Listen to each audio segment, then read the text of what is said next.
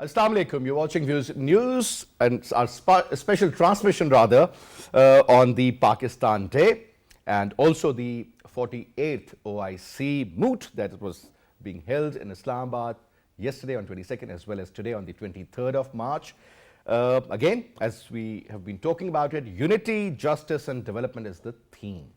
Now, over 32 foreign ministers were in Pakistan. They are still here. And around 700 different delegates are also present. I think one of the largest moots that are ever being held. A country like Pakistan, for that matter, I think we have done a great job. Pakistan has really registered itself now as one of the leading countries in the Muslim Ummah. When we talk about the overall theme, I think that's very important because this is the need of the hour where all need to be united on the same page, having the same opinion. When it comes to justice, I think that holds the key. And development, unfortunately, most of these Muslim countries are still underdeveloped. But as the Prime Minister, in fact, did mention about the reason for that a lot of money from the first world goes to the first world countries from the third world countries.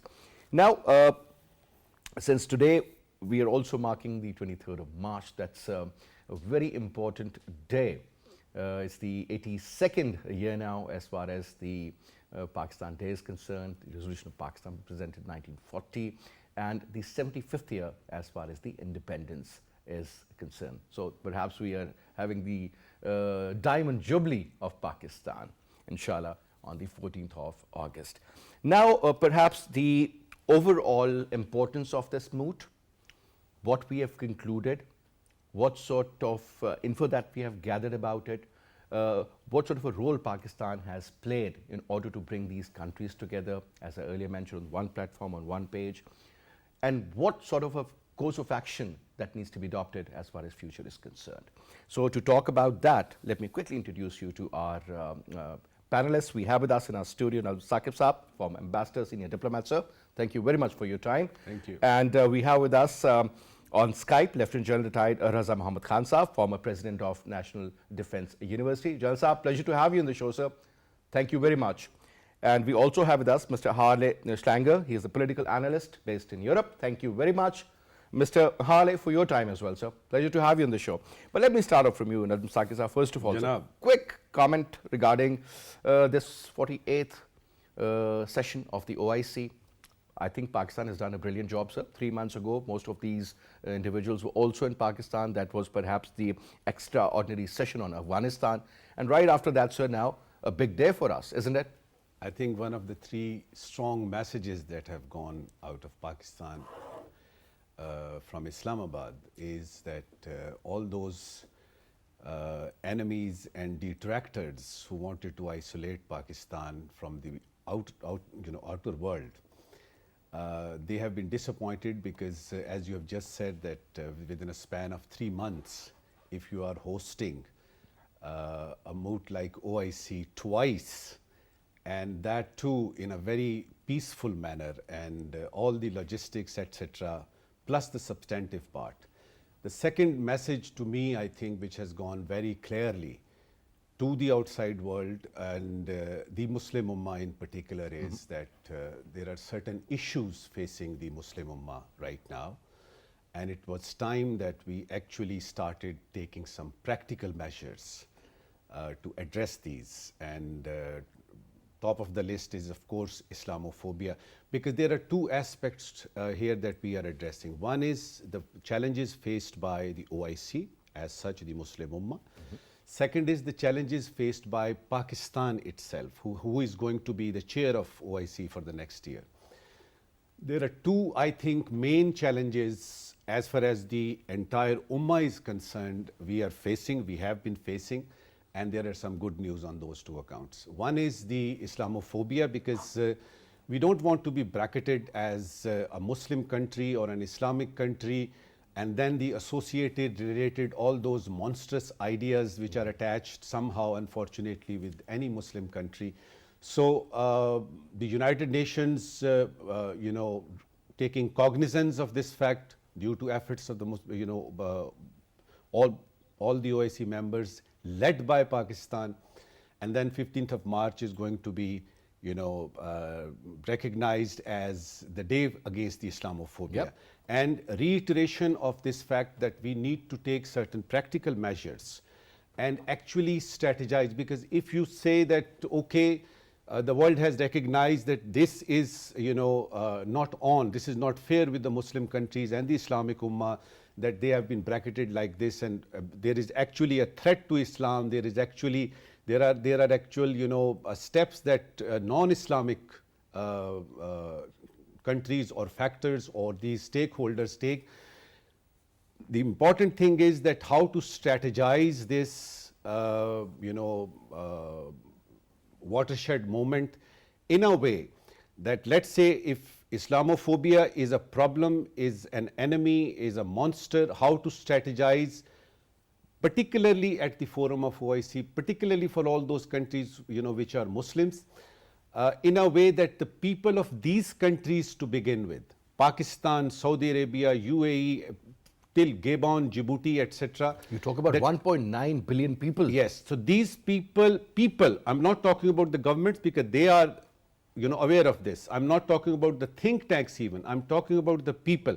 So we need to convince our people so that we could convince as a whole the entire Western world that it is actually a problem. So this is one thing which has been reiterated in this OIC.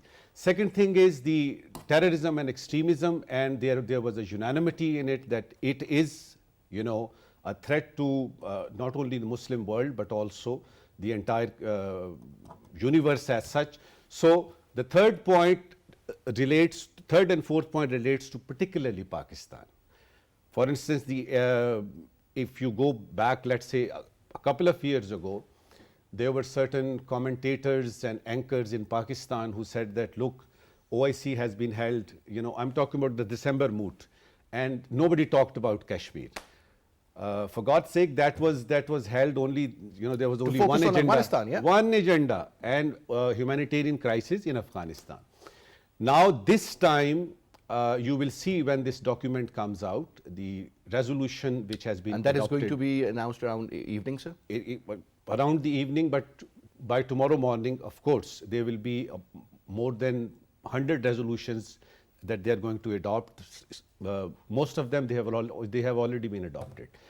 Now, the focus of Muslim Ummah on Kashmir, and especially the statement which came, from the Secretary General of the OIC, yes, very encouraging. Let me just, point out one very basic factor about this, because I have been in, the field of diplomacy for the last 35, 36 years. Excellency Taha said that the actions taken by India on the 5th of August 2019, Correct. that 35A and 370 and annexation of the disputed territory of Jammu and Kashmir in, with India, they are against the norms and international law. Now, this is such a strong statement, and coming from OIC Secretary General, it has a lot holds of some weightage also, water, yeah. yes. And it is for Pakistan, it is for the cause of Kashmir, it is for the people of Kashmir. So this has been one of the main, you can say the takeaways that Pakistan can, feel happy, content. The third thing is Afghanistan. Now, on Afghanistan, of course, I mean, you and I, we know, Faisal, that although there are Muslims there, but there are certain other political and, diplomatic angles to it. For instance, Pakistan, stability in Afghanistan is very important for Pakistan. But how about Djibouti or Gabon, or for that matter, Nigeria? They are looking at it as a problem, political problem between the US and the the Russians and the Central Asian and Pakistan and Iran, etc., Middle East context. In the overall OIC countries' perspective or Ummah's perspective, this does not carry that much weight going beyond, the trust fund and, humanitarian assistance aspects also. What I hope is that in the next year, when Pakistan will be chairing this OIC, forum, there will be more emphasis on Afghanistan and certain very, very important aspects related to it besides outside the humanitarian, for instance, recognition of Taliban government. What are you going to do with these Taliban, by the way? You do not accept them officially, so there is no de jure acceptance. So there was this perception that most likely during this particular moot, the recognition issue would be sorted out, or perhaps few countries, because there was a statement from Pakistan also that we'll see what the regional countries are up to. So we will see accordingly. If you see Pakistan stand in this, in August when Taliban came, Pakistan did not jump into this river straight away, because the last time in 90s there were only 3 countries, which UAE, Saudi Arabia, UAE, Saudi Arabia and Pakistan, and they had to face music on this, by the way. So this time Pakistan decided in principle that we are going to go by the consensus, and consensus was not the OIC consensus. The consensus was the regional consensus involving China, Russia, Central Asian states, Turkey and Iran. I think we are sticking to our guns so far, and there is no point to just get into it and be lead this aspect, because there are serious repercussions about this. All right. So I would like to reiterate this, that Pakistan so far is doing every bit of it as far as the humanitarian crisis is concerned, and urging the world to take cognizance of the problem. Absolutely, sir. So now let's get Jalal Saab on board, and let's see what he has to share. Jalal Saab, let's talk about first of all your own, the perception prior to the OIC and after the OIC, because I think a lot has been done, and I think credit goes to the government of Pakistan also for that, especially the Foreign Office, I would say. And secondly, Jalal Saab, when we talk about these 3 very important factors, unity, justice and development, I want you to throw light on that aspect also. Okay, Bismillah. First of all, the OIC is actually the collective voice of Muslims all over the world, not only in the Islamic countries, but in other countries as well. There are over 2 billion Muslims now in the world, and the OIC mandate very clearly states that it is to safeguard and protect the interests of the Muslims the world over, and promoting the spirit of international peace and harmony.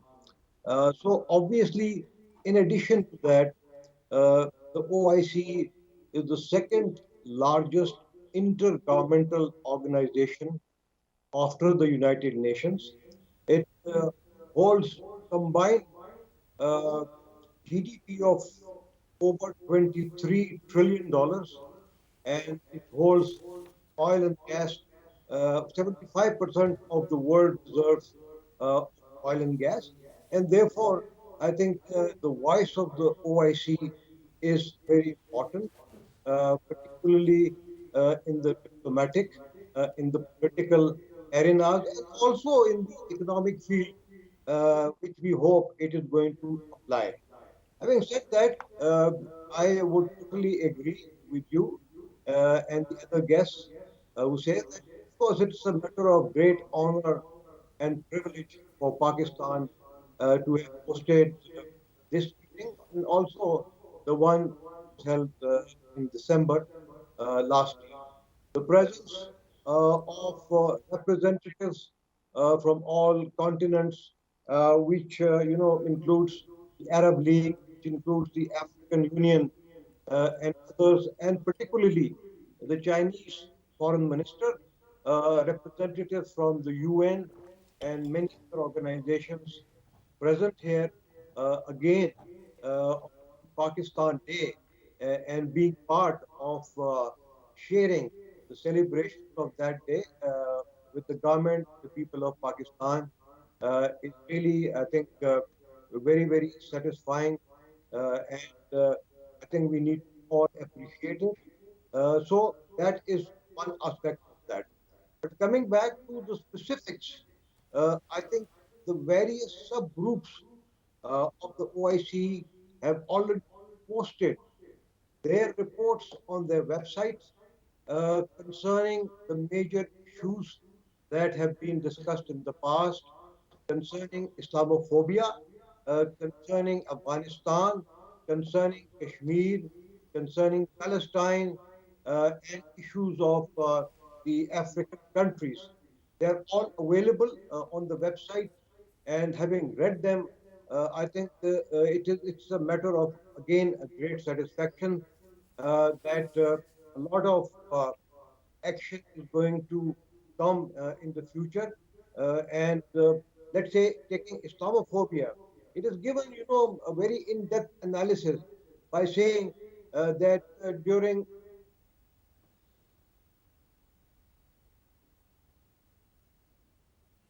Yeah. Now coming to you, Mr. Harley. Now, first of all, sir, as somebody sitting in Europe as a foreigner, uh, how do you see this particular moot that was held in Pakistan? Uh, the overall impact, the statements that were being issued by the Secretary General of the OIC, and the kind of theme they had for this year, plus on top the way the Kashmir issue in particular was presented along with Afghanistan as current humanitarian crisis as well as the Palestinian issue. Your take? Well, I think what's been said so far is quite significant. But I think the way it should be looked at from a European perspective is that we have a problem with the demise of the unipolar world. The idea of dividing the world into blocks, east, west, north, south, as George W. Bush said before the invasion of Iraq, he said, you're either with us or against us. That kind of world in which one nation or one group of nations, the US and NATO, for example, assert their authority over every other country, that no longer is a reality. And what we're seeing emerge is a potential for a multipolar world based on the principles of non-alignment and development. And I think what Prime Minister Khan is demonstrating is that Pakistan can play a very important role in this, as is the OIC. This goes back to the whole principle of the non-aligned movement and the idea that the higher purpose of statecraft is peace and development, not waging war. Now, the Islamophobia has served the interests of those people who believe in the idea of the clash of civilizations. Samuel Huntington, Zbigniew Brzezinski, the idea that we have to have a world in which only one view is accepted, what US Secretary of State Blinken calls the rules-based order. Well, what if countries have a different set, a different agenda? And what we're seeing now, for example, with the war in Ukraine, is that in the West, everyone is being told that Russia is the enemy, Russia is the problem. But in fact, much of the world sees the West as playing an imperial policy of imposing its view on everyone. Now, what the Schiller Institute is committed to is the idea of a new financial and security architecture. And I think the deliberation of the OIC is moving in that direction very effectively, that we have to take into interest every country's security concerns. That includes Afghanistan, that includes Iran, that includes Yemen, the countries that have been victims of the Western imperial attacks in the recent years, Libya. This is part of the unipolar world that should be put to an end. And so these deliberations, which take up the question of development and cooperation, that's the direction we have to go in. And so I think it's very important that this conference is taking place. I think it's extremely important that Afghanistan is emerging as an issue, as it should, because the policy of the West is to starve the people of Afghanistan, who are victims of 40 years of war. And this war has no one has any interest in continuing the suffering.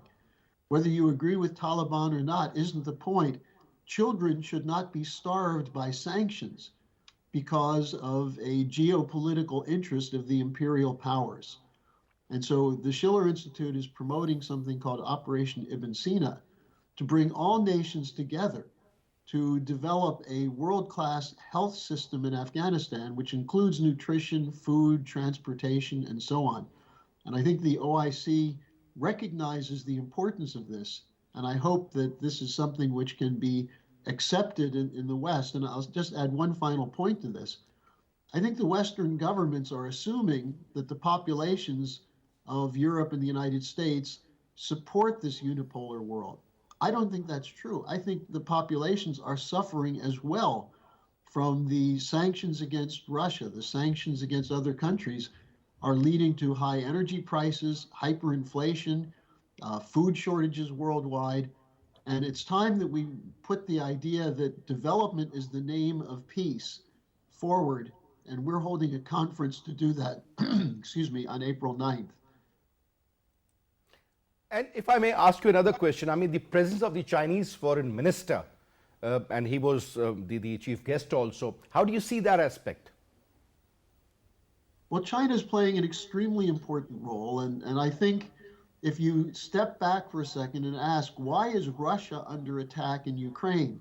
On February 4th, Russia and China signed a series of agreements that are part of what you might call a Eurasian integration program. Correct. Which would ordinarily be accepted by Europe as something that's positive. The unipolar powers, the City of London, Wall Street, don't want that. They've always opposed the idea of East and West collaborating. Now, I think in this case, Pakistani Prime Minister Khan is playing a very important role, offering to mediate between the US and China. Unfortunately, so far in the United States, the so-called pivot to Asia after the withdrawal from Afghanistan seems to be oriented toward containing China instead of accepting China's offer to participate in the Belt and Road Initiative. Our view is the Belt and Road Initiative is the most important economic and strategic development policy that's on the agenda today. And the Chinese are offering to countries like Pakistan, to Iran, Iraq, African nations to participate in development. And they're asking the United States to join it instead of seeing it as a threat. And the final point on this is, why should one nation's improvement of its economic policies be seen as a threat to another nation? That's how many in the United States view China, that China's emergence as an economic power is a threat. That's the old thinking. That's the 19th century bloc policy thinking that we have to get rid of. And I think the Chinese are making the point very clearly that you can have win-win cooperation. All right. Now, Ambassador, ever since we witnessed the 9/11 incident, this concept of Islamophobia was fueled further, sir.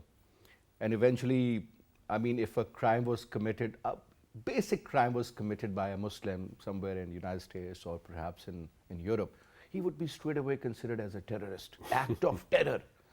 Whereas somebody, you know, who practically either kills the Muslims or hits a family who's walking on a footpath in USA or Canada for that matter, or torching the mosques for that, you know, I mean, there have been so many incidents. Or for example, what happened in New Zealand, it's unbelievable.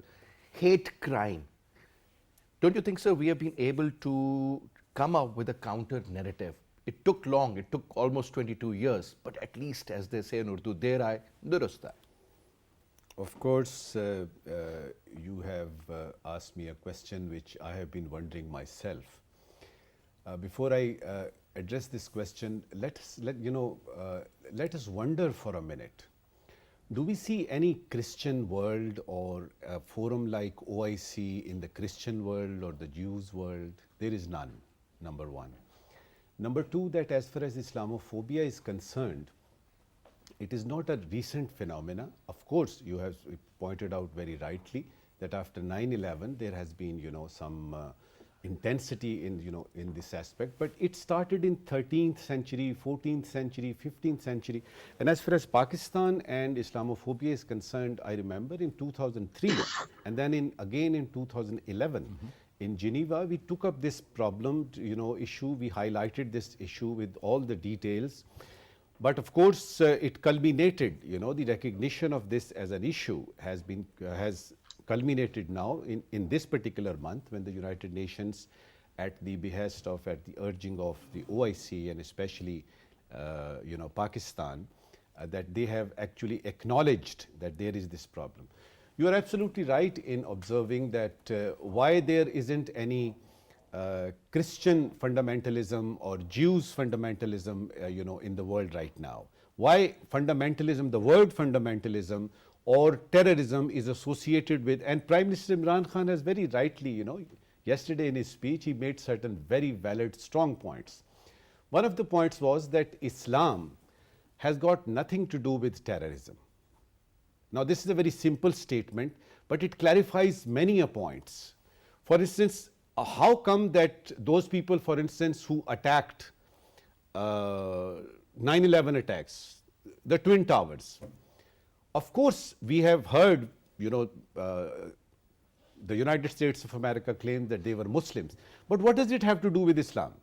Now, this is an amazing distinction that I'm trying to make here, that if some Muslims do something wrong against themselves, their own countries, or the world at large, does it make Islam bad? Now, this is one thing which I think the Westerners, especially the United States, Canada, Australia, and the European Union, they know it for a fact. They also know that when they talk about Afghanistan, Afghanistan has got nothing to do with Islam, because Islam came 1400 years ago. Afghanistan is hundreds of years ago, and that is why there has been mistake in understanding the Afghan culture. That is why the British came, they were defeated, the Russians came, they were defeated, and for 20 long years, the great United States of America came here, and they were also, they retreat. They leave. Why? Because there are certain factors which you need to see beyond religion.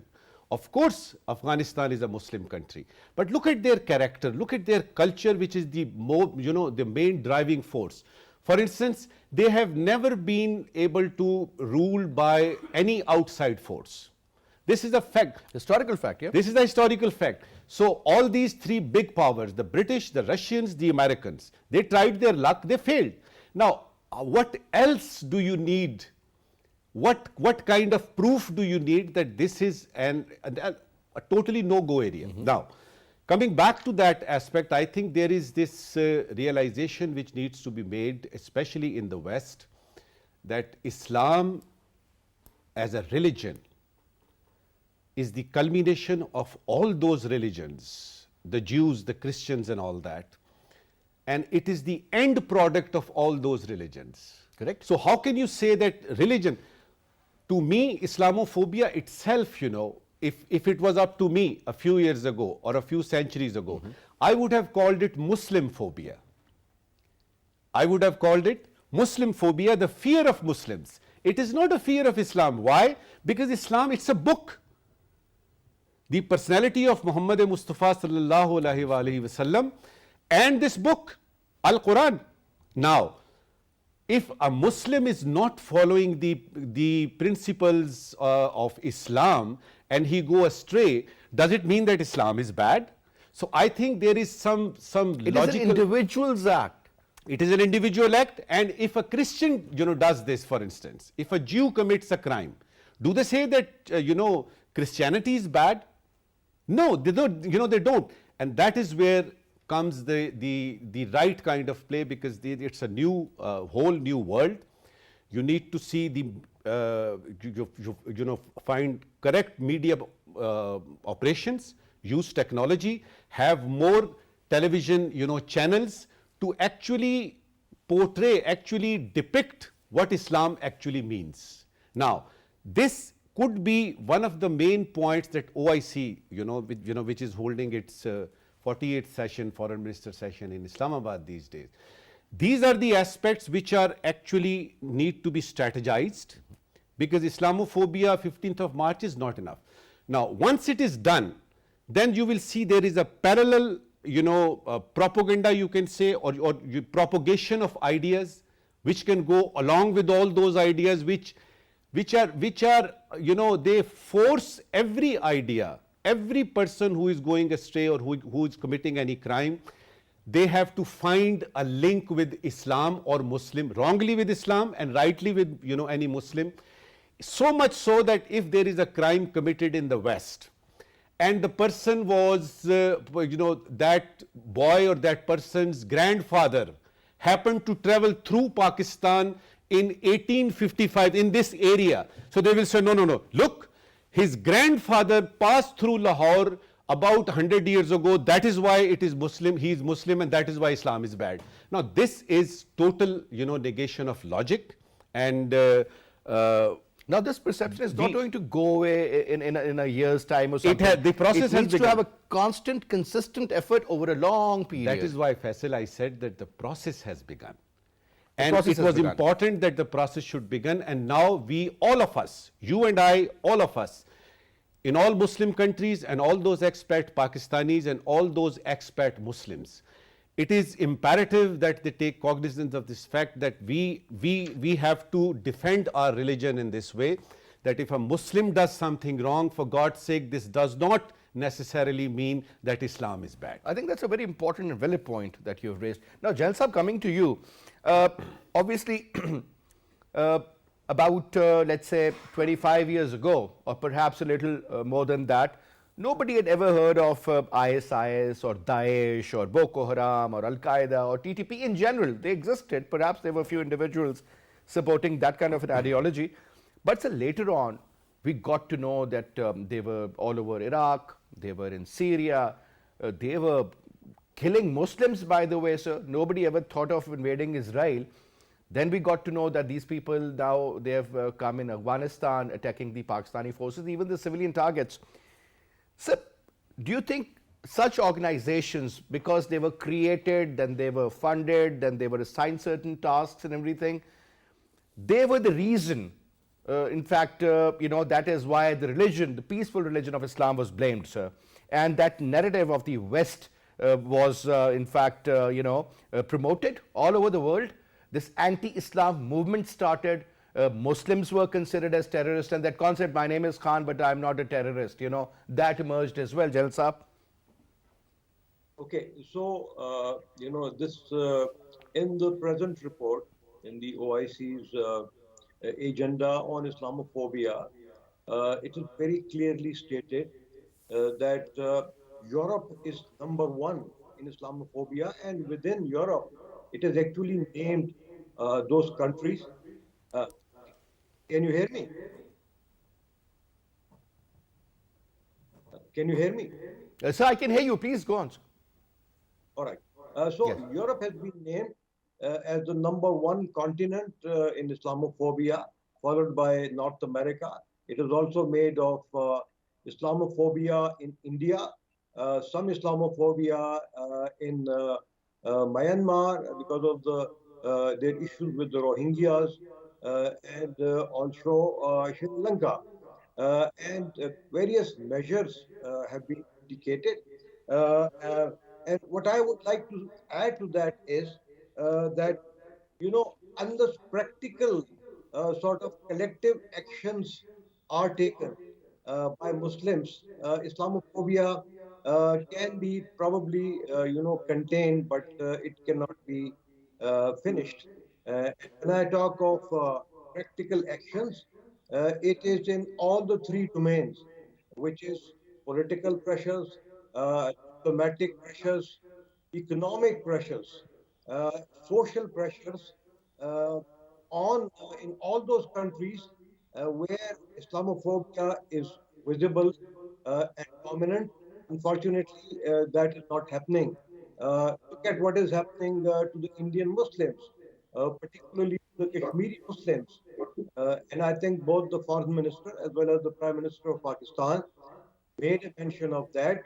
Unfortunately, we haven't seen, uh, much collective actions being applied on India by the either individual affluent countries or the OIC as a group.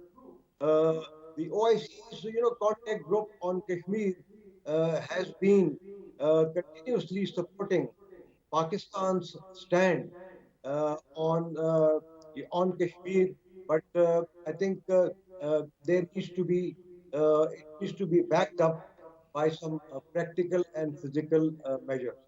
When you come to again the issue of terrorism, I think I'll refer you back to what the Prime Minister said. He was talking about how to curb or control terrorism in Afghanistan. And he said that the best way of doing that is to stabilize not only Afghanistan, but trust and help the government of Afghanistan to take care of all the terrorists there.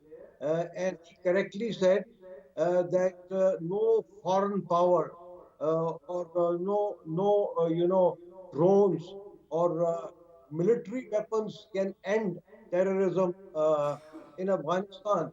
So it is important, that the West releases the money that Afghanistan owes to them, so that the government of Afghanistan is strengthened and it is able to pay its security forces, its armed forces, who can then be enabled, whose capacities can be increased to counter terrorism in Afghanistan, whether it is from Daesh, ISIS, Khorasan, or TPP, RAW, or others.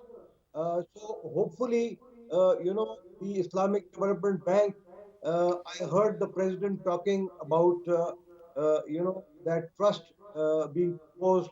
We hope that the affluent Islamic countries would generously donate towards that trust fund, and that way the governments of Afghanistan's capacities could be enhanced, and their issues of the human disaster that is there, that will be also addressed. Now, Jalsab, one more comment before I go to Mr. Hale, and that is perhaps, whatever has been done has been done. As Ambassador Saab was also saying that, at least there is an initiative and we have started talking about it. And this is the right direction and the right approach, to counter the Western narrative of Islamophobia. But the thing is that, unfortunately, when we talk about Charlie Hebdo, for example, a publisher in France, and they know that this is going to be the reaction from the Muslims. So they do that on purpose. If you will just put your foot on the tail of a dog, you know exactly what the dog is going to do. So my point is that, don't you think that our Prime Minister, in fact, he has tried his level best to make sure that we take our religion very differently, very seriously, as compared to whenever we see caricatures made or something of that sort. That boils our blood. And it's a reality, whether that is happening in Denmark or Norway or Sweden or France or elsewhere. Don't you think, sir, there has to be a proper commitment as far as the government is concerned, that nobody's going to do that? Since we don't do that, you don't do that. And I think Vladimir Putin's, the statement he issued, I mean, that is wonderful. And that is what we want to hear from the Western world also. Jalsab, quick comment. And then I would Absolutely. like Haris I to think comment on that. I agree with you that we have to be more determined in openly protecting what is near and dear to us. And I think Mr. Putin made a very correct statement. But it is also the responsibility of all Muslims as individuals, as a society, to challenge Islamophobia wherever it may be, whether it is through the courts or whether it is through the conduct of a peaceful gatherings, seminar, demonstrations, holding the politicians accountable who actually wants to gain votes on the basis of Islamophobia. So it is, I think, everybody's responsibility, but the greater responsibility lies on the shoulders of the OIC. All right. And I would like your comment on the same point, Mr. Harley. Well, I think in order to fully address this, I think one of the other guests talked about seeing beyond religion. I have a view of this, which is that Islamophobia is a tool that's being used for geopolitical purposes of empire. And you see this in terms of, you go back to the middle of the 19th century in the Great Game. The British invasion of Afghanistan, the constant warfare in Afghanistan, was not about Islam. It was about a British view that the Russians could not be allowed to expand their influence. The point of the West is divide and conquer. You have to understand there's an economic component here. And what they play on in the West is the fear of the other. And instead of recognizing the common interests of the three Abrahamic religions, the common basis that Islam does take into consideration the traditions of Judaism and Christianity, instead they try and paint it as something other, something that's not acceptable or that outside of the experience of people who live in the West. And so it's a very effective tool to mobilize people to do things that for example, after 9/11, Islamophobia was rampant and it was whipped up by the governments. Well, we're seeing the same thing today with Russophobia, the hatred of Russia. You know, the fact that they're trying to eliminate Russia as an influence in the world. So this is a tool of empire. And as I said earlier, the empire, the unipolar world is collapsing because of its bad economic policies, the colonial policies toward the developing sector, and now the policies toward protecting the billionaires at the expense of the people who live in the West. I think we can appeal to people on the basis of common interests, the common agreements that exist between the three Abrahamic religions. And that in that sense, if we look at the real cause of it, that is the attempt of an imperial faction in the city of London to keep the rest of the world under control, we can overcome this. And I think that's the importance of addressing this question. And I think the OIC should be applauded for its efforts. And I wish we did have a similar kind of development in the Western world right now. Thank you very much, Mr. Harley, for your comments and for your presence in the program. Jalal Saab, was a pleasure having you, sir. Thank you very much for your time as well. And Ambassador Saab, thank you so much for your presence and for your input as well, sir. Thank you very much once again. And that's all we have for this hour, but we'll continue our transmission. We'll join you at 2 o'clock after this short news break. Stay with us.